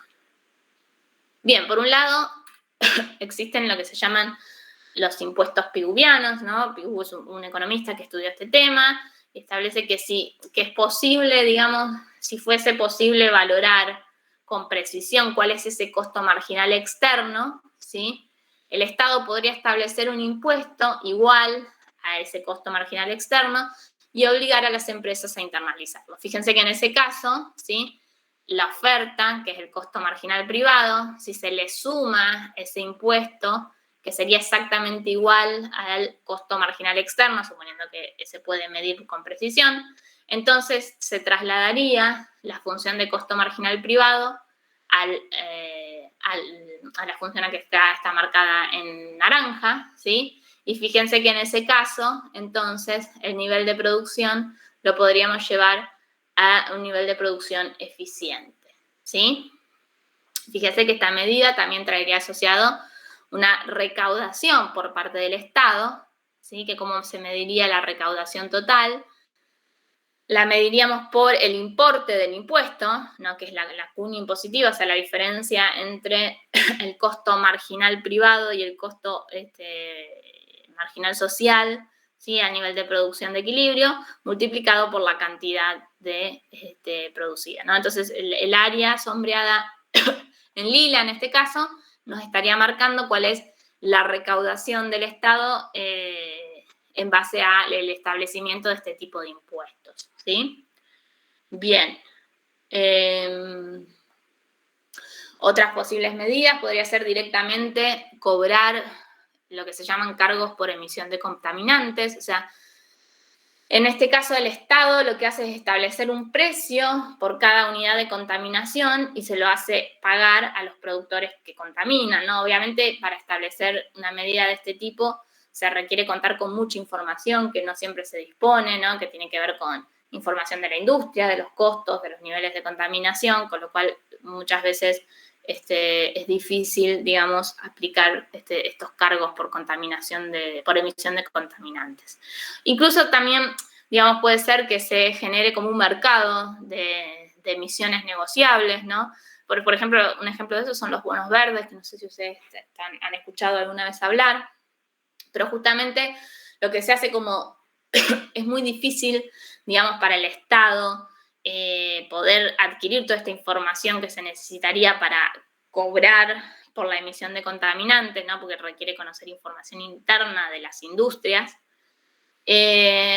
Como que se genera un mercado que, digamos, que siguiendo las leyes, digamos, de la oferta y la demanda, autorregula la emisión, o sea, asignando a cada productor un límite de contaminación permitido y dándole la posibilidad de que pueda, digamos, las empresas que son limpias o que tienen bajo nivel de contaminación puedan vender en un mercado, ¿sí?, sus permisos de contaminación a otras que son más contaminantes, ¿no? Entonces sería como una posibilidad, digamos, alternativas a esta regulación que requeriría conocer mucha información que no siempre está disponible. Bien. ¿Alguna duda de lo anterior? No, ninguna. No, profe, se entendió bien. Buenísimo. Entonces vamos a ver qué pasa cuando existen externalidades positivas, ¿sí? Recuerdan que dijimos que cuando hay externalidades positivas, lo que hay es como una brecha entre lo que es la demanda privada, que digamos la demanda que responde únicamente a los beneficios percibidos por el individuo, ¿sí?, con los beneficios marginales sociales, ¿no? Porque, digamos, los bienes en cuestión generan beneficios al resto de la sociedad que no necesariamente son percibidos en forma directa por quien produce o consume ese bien que tiene asociados externalidades positivas, ¿no? Entonces, nuevamente, bueno, acá vamos a suponer que no hay externalidades negativas en la producción del bien o positivas en la producción del bien, entonces que la oferta coincide con el costo marginal social, ¿sí? O sea, no hay costos externos aquí asociados en la producción del bien, ¿sí? Fíjense, si se dejara actuar a este mercado libremente, ¿sí?, sin ninguna intervención, la cantidad demandada de este bien, ¿sí?, fíjense que acá en este ejemplo es educación, ¿sí?, sería en este caso de 7,5 millones de estudiantes por año, ¿sí? Ahora, como bien habíamos hablado, en realidad sabemos que la educación genera beneficios, ¿no?, al resto de la sociedad, más allá de la persona que en sí está educándose. Entonces, fíjense que si tuviésemos en cuenta esos beneficios externos que genera la educación, más allá de los beneficios directos que recibe la persona que se educa, ¿sí?, la cantidad de equilibrio eficiente que debería producirse en este mercado sería mucho más alta. O sea, tendría que haber el doble de estudiantes en relación a lo que se alcanzaría si solamente se tienen en cuenta los beneficios privados que genera la educación, ¿no? O sea, 15 millones de estudiantes por año sería la cantidad óptima o eficiente, ¿sí?, de personas capacitadas que deberían generarse al año, si se tienen en cuenta no solo los beneficios privados que genera la educación, sino los beneficios totales, que son los beneficios privados más ese beneficio externo, esas externalidades positivas que genera la educación. Entonces, en este caso, digamos, si se deja actuar libremente al mercado, lo que hay es una subproducción de este bien en cuestión que genera estas externalidades positivas en el consumo, ¿sí? Entonces, fíjense que habría una pérdida irrecuperable de eficiencia, que acá la marcamos en gris, ¿no?, por el hecho de que sin ninguna intervención, la cantidad de personas que se formarían sería inferior a la cantidad deseable o eficiente si se tienen en cuenta todos los beneficios asociados a este bien en cuestión. Bueno. La pérdida, profe, se vería sin intervención del Estado, dijo. Claro, o sea, si nosotros dejamos que el mercado actúe libremente, ¿sí?, o sea, que en realidad la demanda responda únicamente a los beneficios. De estudiantes. Perdón, ¿cómo? No escuché. No estaríamos viendo la oportunidad de darle, digamos, de brindar educación al doble de estudiantes, de la cantidad de estudiantes. Claro, en realidad, o sea, si solo tenemos, si solo dejamos que se demande educación en función de los beneficios privados, ¿sí?, la cantidad de personas que demandarían ese bien, la educación, sería inferior, ¿sí?, a la cantidad que lo demandaría si tenemos en cuenta los beneficios que le genera a la sociedad, ¿sí?, el hecho de tener una población más educada en general, ¿sí? Entonces, todo lo que está grisado, ¿sí?, sería el área de pérdida irrecuperable de eficiencia por una subproducción de ese bien. Entonces, ¿qué acciones, digamos, puede llevar adelante el gobierno para tratar de eliminar esa pérdida irrecuperable de eficiencia que se deriva de una subproducción del bien en cuestión? Bueno, y acá tiene distintas, que algo habríamos mencionado verbalmente. Por un lado, lo que podría hacer es subsidiar la oferta, ¿sí? O sea, que hacer como más accesible la educación a toda la población. O sea, al generar un subsidio a la oferta, los oferentes privados reciben, ¿no? Fíjense que la oferta, si recibe un subsidio, la permitiríamos que aumente y la podríamos hacer aumentar de forma tal que, digamos, se alcance a instruir a la cantidad deseable o eficiente de personas según este criterio de eficiencia, ¿no? O sea, cuando se otorga un subsidio a la oferta, lo que se permite es que se haya un aumento de la oferta y se permite que alcance a más personas, en este caso al objetivo que eran los 15 millones de estudiantes por año, ¿sí? Ahora, otra alternativa sería subsidiar a la demanda, ¿sí? O sea, en vez de la oferta, hacer transferencias que puedan intercambiarse para el consumo de los bienes o servicios versus, por ejemplo, becas de educación, ¿sí? En este caso, entonces, lo que se desplazaría, ¿sí?, sería la demanda, o sea, la demanda al otorgar este cupón, ¿sí?, lo que haríamos es que la demanda privada ya se traslade al nivel de la demanda social, ¿no?, el beneficio marginal social, y, digamos, la cantidad de equilibrio acá, o sea, ya no existe, ¿no?, esta línea rosa, porque eso es el ejemplo, ¿no?, de un subsidio a la oferta. Si ahora analizamos el ejemplo de un subsidio a la demanda, ¿sí?, lo que haríamos es lograr trasladar la demanda privada desde la función D, ¿sí?, a la función que está representada en verde, que sería el beneficio marginal social, ¿no? Y ahí alcanzaríamos entonces en el equilibrio esta cantidad eficiente de personas educadas por año, ¿sí? Bien. Alternativamente podría ser directamente la provisión pública de educación, ¿sí? O sea, digamos que el Estado se constituya en sí mismo como un oferente, ¿no? Para lograr alcanzar mayor cantidad de personas formadas. Y también, digamos, recuerden, también hay una, digamos, ya sacando la educación, sino, por ejemplo, y acá uno de ustedes mencionaba cuando hablábamos de la vacuna, pero cualquier fármaco, ¿no? Que se desarrolle para combatir alguna enfermedad, en general requiere mucha inversión en investigación y desarrollo. Entonces, el hecho de otorgar patentes y derechos de autor, lo que hace es garantizarle a las empresas que desarrollan toda esta investigación en el desarrollo de remedios y demás cuestiones, de poder, aunque sea por un tiempo, vender esos medicamentos a un precio, digamos, que le permitan cubrir esa inversión inicial que han hecho en investigación y desarrollo, ¿no? Entonces, darle la posibilidad de que durante un tiempo puedan explotar estos beneficios es una forma, ¿no?, de incentivarlos a producir esos bienes, porque si no pudiesen recuperar esa inversión inicial, rara vez se dedicarían a hacer esas investigaciones tan costosas en el descubrimiento de nuevas drogas o fármacos para combatir enfermedades, ¿sí? Bien, ¿alguna duda en general del tema de externalidades?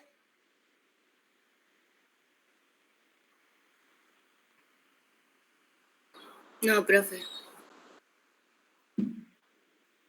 Buenísimo. Entonces ahora lo que nos quedaría ver un poco son qué son los bienes públicos y los recursos comunes, ¿no? Que son, dijimos, dos tipos de bienes que generan fallas de mercado por las características propias que tienen, ¿sí?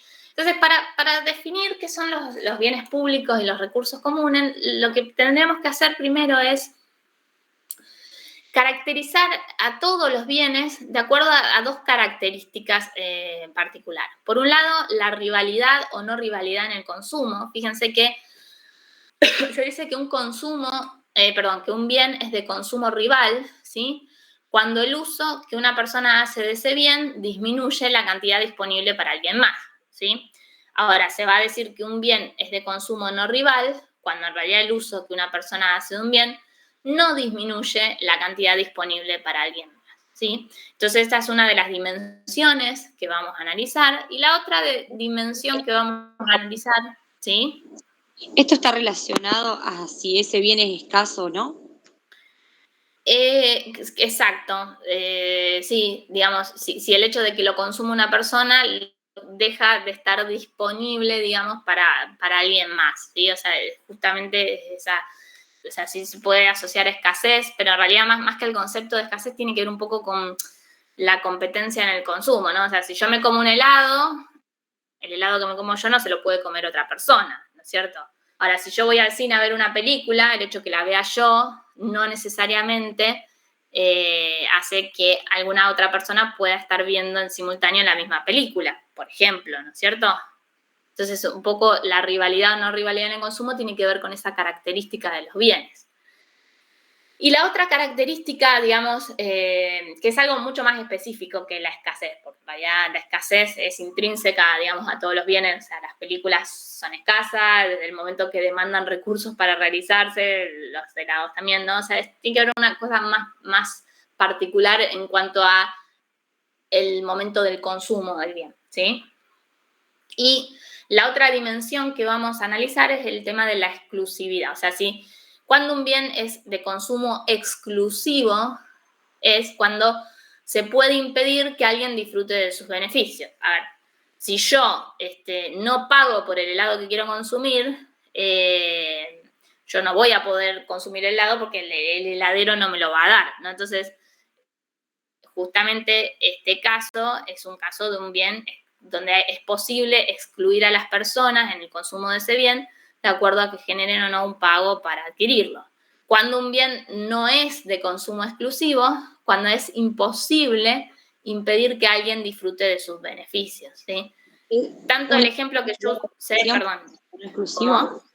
¿Cómo? La educación sería un tipo de bien no exclusivo, como un ejemplo. No exclusivo hasta cierto punto, en realidad.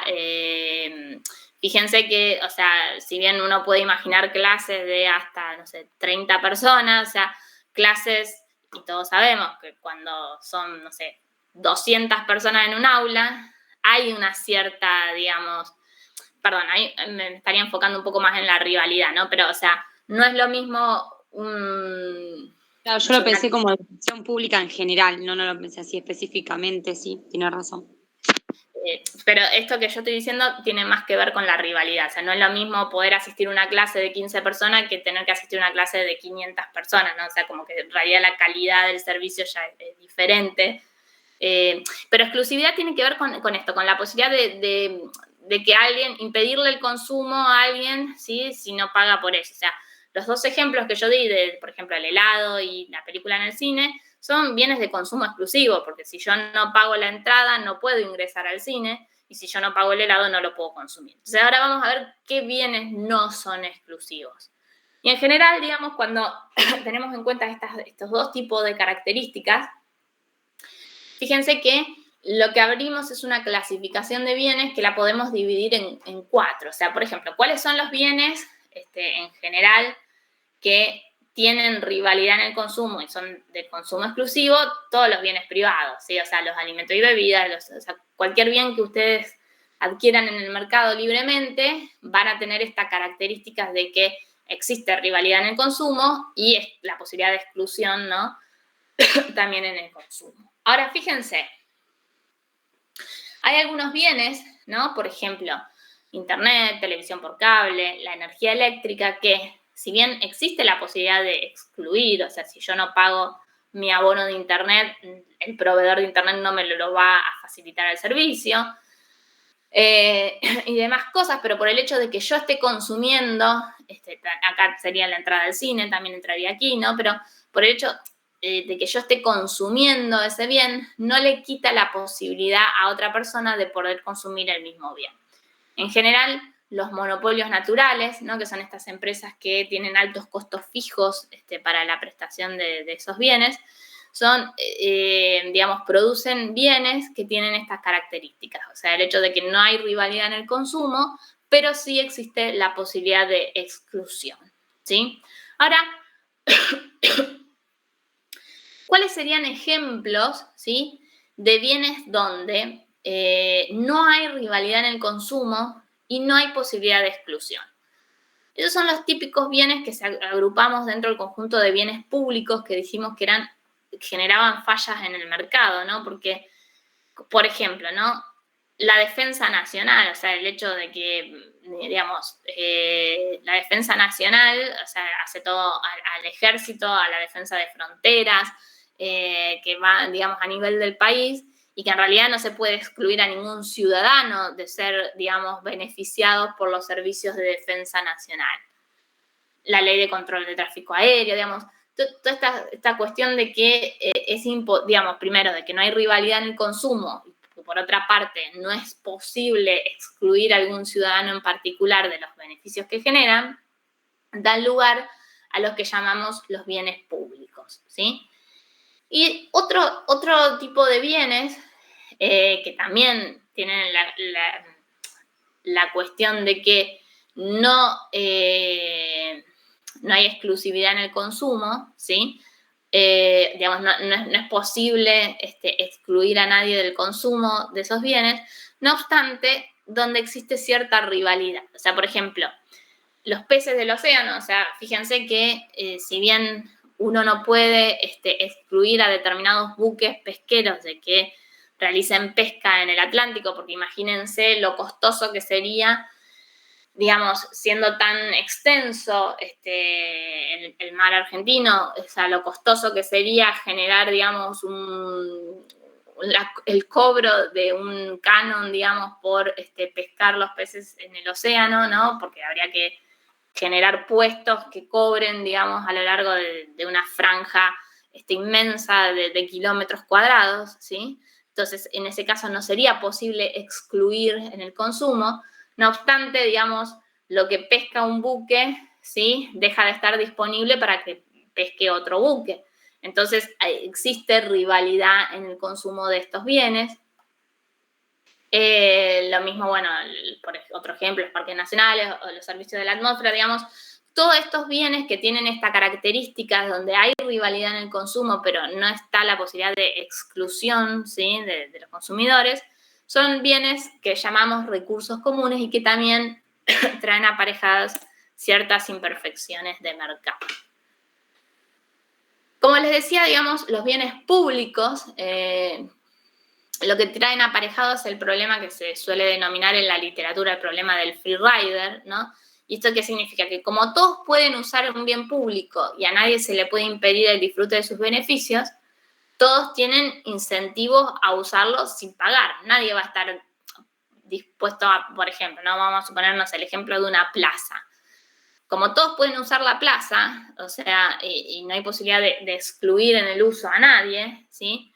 Lo que se va a producir es una congestión, digamos, o sea, como que todos van a querer usar esa plaza, pero nadie va a querer pagar una entrada por entrar a una plaza pública, ¿no es cierto? Entonces, en ese caso, si bien, ¿no? Si tenemos en cuenta cuál sería la cantidad óptima que debería producirse de los bienes públicos, teniendo en cuenta el beneficio marginal social, o sea, el beneficio agregado para toda la sociedad y el costo marginal social, ¿sí? Sabríamos que la cantidad eficiente es ese dos números de satélites, en este caso estamos hablando de satélites en el ejemplo,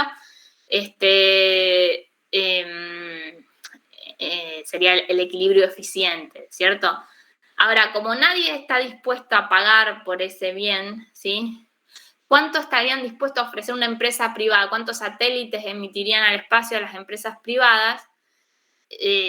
Básicamente sería un valor de cero, porque como nadie está dispuesto a pagar por ese bien, y todos tienen, digamos, incentivos a usarlo de todas formas, porque no hay posibilidad de exclusión en el consumo, la oferta privada de ese bien es nula, ¿sí?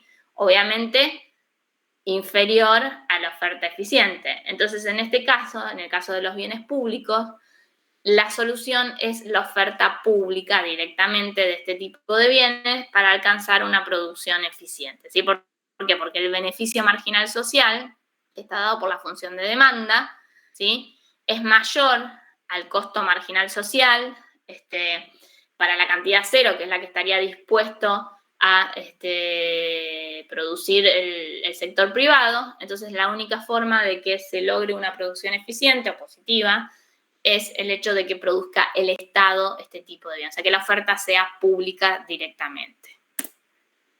¿Qué pasa con los recursos comunes? Bueno, acá el problema es lo que denominamos la tragedia de los comunes, o sea que da la ausencia de incentivos para evitar la sobreexplotación y el agotamiento de un recurso de propiedad común. O sea, si un recurso no le pertenece a nadie y ninguna persona toma en cuenta los efectos del uso, digamos, de su uso propio sobre los demás, lo que hay es una sobreexplotación de estos recursos comunes, ¿no? Fíjense que en este caso el beneficio marginal social, ¿sí? Al no tener en cuenta, digamos, los efectos externos negativos que genera sobre la sociedad, o sea, en realidad lo relevante sería el beneficio marginal social, ¿no es cierto? Se produciría una sobreexplotación de ese recurso cuando el uso eficiente en realidad implicaría un nivel de producción inferior al que se daría en condiciones de que no haya intervención del Estado. Bien, entonces, ¿cómo se podría, digamos, qué opciones de política se podrían implementar para intentar evitar una sobreexplotación de los recursos comunes? Se podrían establecer cuotas de producción, ¿sí? Donde se limita el uso de recursos para que la producción no exceda a la eficiente. En este caso, entonces, obligamos, digamos, a producir una cantidad que no exceda 4, pero fíjense que en este caso, como el beneficio marginal privado, ¿sí?, es mayor que el beneficio marginal social, hay como incentivos a que las personas que utilizan estos recursos hagan trampas, si se quiere, y traten de consumir más de ese bien de lo que está permitido, ¿no? O sea, generaría ese incentivo a que se produzcan trampas. Entonces, esto requiere, para funcionar, mayor cantidad de vigilancia, ¿no? Lo que tiene aparejado algunos costos en la aplicación de esta medida.